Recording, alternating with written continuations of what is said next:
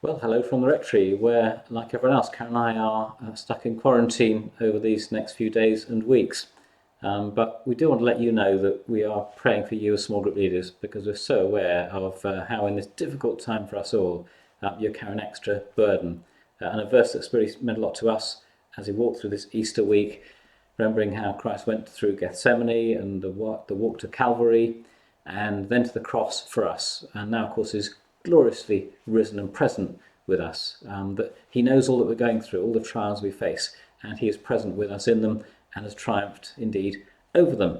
Now, that verse in Philippians where Paul talks about how he has the wonder of the surpassing knowledge of Christ in the face of all of his trials, and that's what he longs to know more and more of. As I said, we are so grateful for what you're doing as small group leaders at the moment, conscious of the extra burden it means.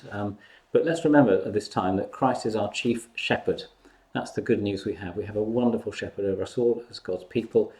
And that with James and me, we share, don't we, in the privilege, the joy of being under shepherds, looking after his flock under his great loving care. As you will have picked up, we're really encouraging you as a leader to be calling, or just make sure each person in your group is getting a call from someone each week to check in, to make sure they're okay, to offer to pray with them.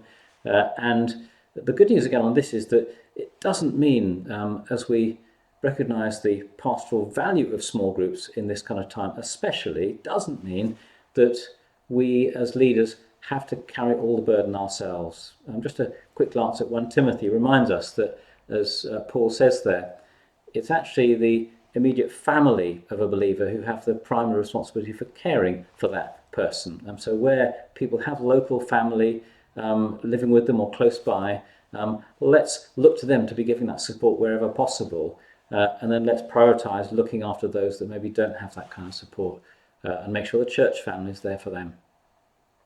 The other good news is that we're, again, not saying you're on your own as a leader with this, because we are still here as a staff team, James and I and our wonderful staff team.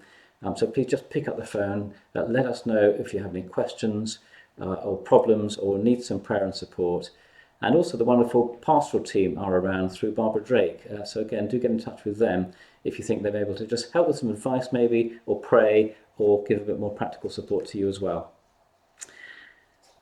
We are looking, as I mentioned a couple of weeks ago, to redeem this time for good, even in the evil things that we're going through in our world at the moment. And we can do that, can't we, by calling and by praying around the people in our groups. But we can also do it, as you've picked up, by encouraging each other to keep meeting through this time. As we can't gather on Sundays, how wonderful that we can still gather in different ways, whether it's through WhatsApp or a phone call, or for some people through online things like Zoom and Google sharing at the moment, so that we are still meeting up and able to see each other's faces.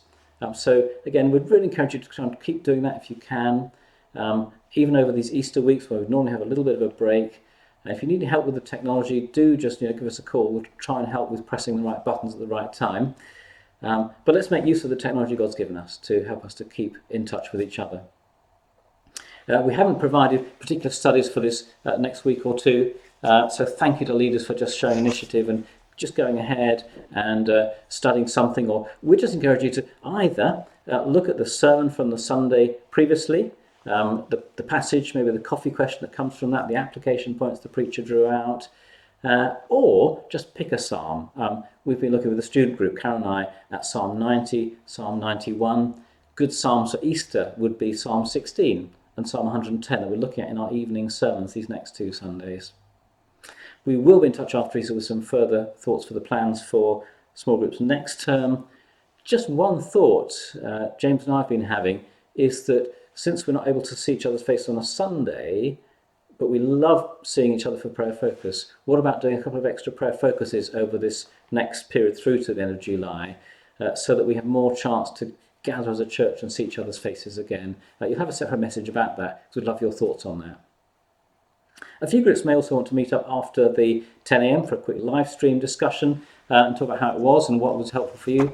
Talk about the coffee question again then, if you have the space and you're not busy with family at that point. And then just lastly, after Easter, say we'll be in touch with you again, but we want you to know that over this Easter weekend we are praying for you. And in this quarantine session, let's keep praying, let's keep seeing each other's faces, let's keep our eyes above all on the Lord Jesus, who's died and risen again for us. And until we're able to see each other again in person, we send our love, our prayers, and we'll see you again soon.